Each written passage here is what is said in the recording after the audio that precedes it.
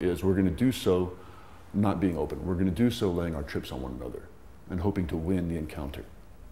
Okay? And so a practice that actually causes us, that is, how could I say, somewhat structured and causes us to relate in a structure, a way that causes us to remain open, is one of the very best ways of allowing ourselves to be open our whole life. Because if we can't be open as we relate to each other, if we're habitually closed when doing so, that's going to affect our sitting.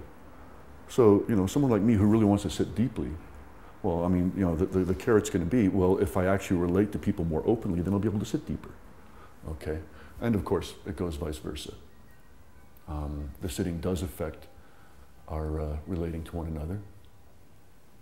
I think if anyone has come into a center or been at a center for a long time, watching someone come in out of the blue, okay, and then being here for a couple of years, there's a personality change. What always happens is when they come in, there's all kinds of pent-up aggression. There's always a lot of, or if not aggression, maybe there's a lot of fear, or there's a lot of pain, a lot of anguish, something that we just wouldn't allow to come up, okay? Because for some reason it's just embarrassing, you know, and we're just not going to do it. So as we sit, you know, of course we want to clamp down hard. We want to keep that down. We're pretty good at it, but in the course of Zazen, we kind of lose the ability to do this.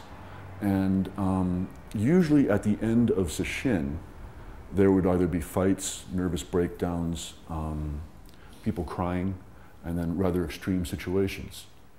Okay? What? And pregnancies. Okay?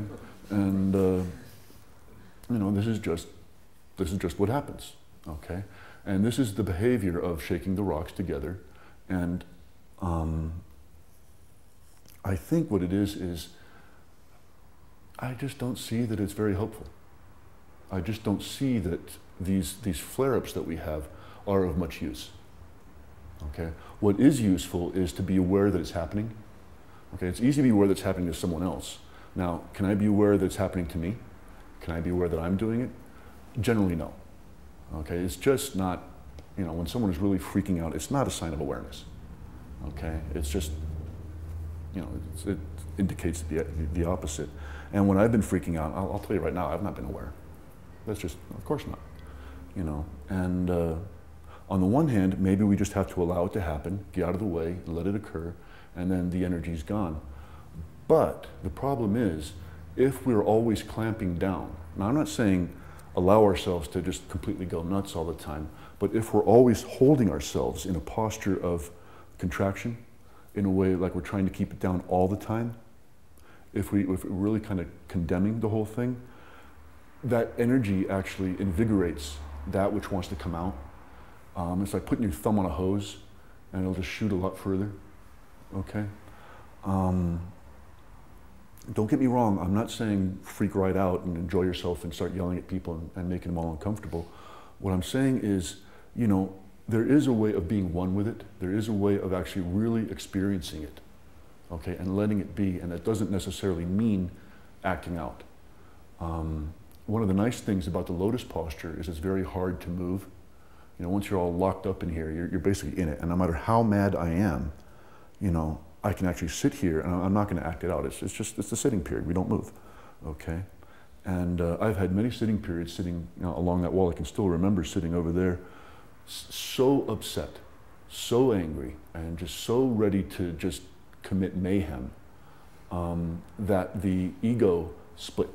It just couldn't do it. It just broke, okay? Because it could not handle that amount of energy that was going on. Roshi kind of encouraged me quite some time ago to let it build, to let it grow, and to see how angry I could get. Okay, I'll give it a shot, you know.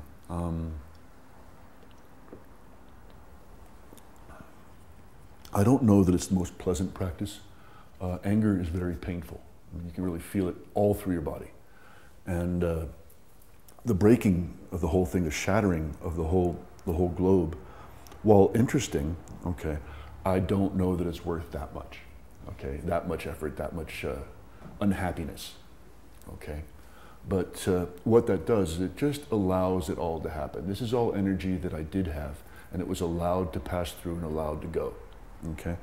There are all kinds of others. But as I'm saying, this is something that we have, and this is something that we should channel, and something that we should watch out for.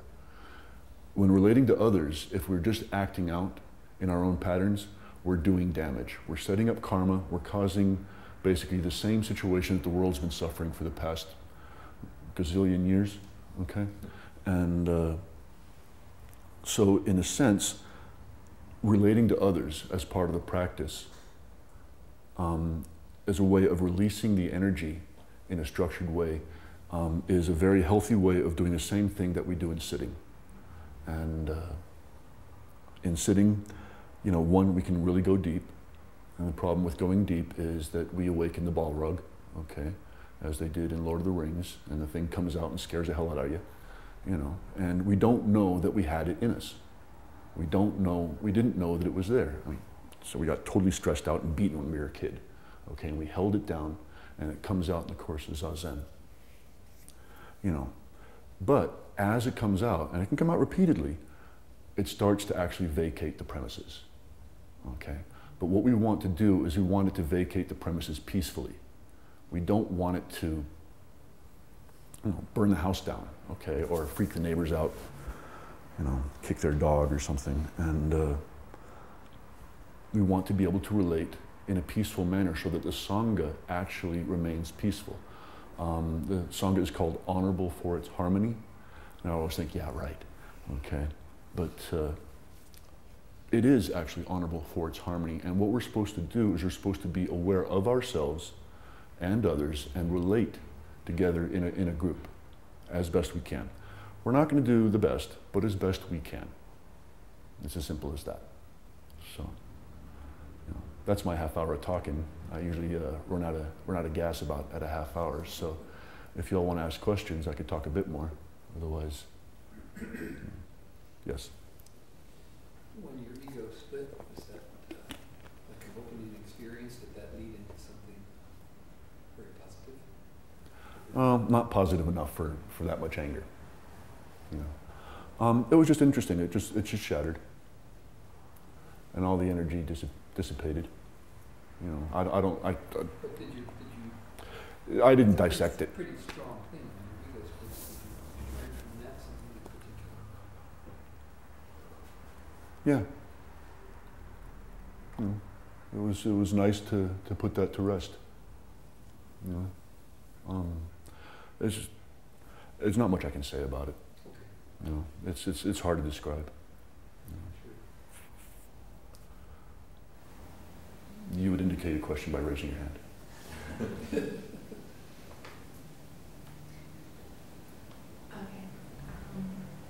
So I think kind of early on this question came up for me is bringing sort of the clarity. Well, okay, sitting is doing Zazen is a very clear thing. Right. So the choice in it is very clear, and then you sit with what comes up. But as far as relating to other people, that is a far less clear decision. So in practical natures, like the yeses and the nos, and the when you're pushing, when you're pulling, Mm-hmm. the things, I think it's a lot less clear. So, you know, how is that bridge, where does that bridge happen between that clearness of just sitting and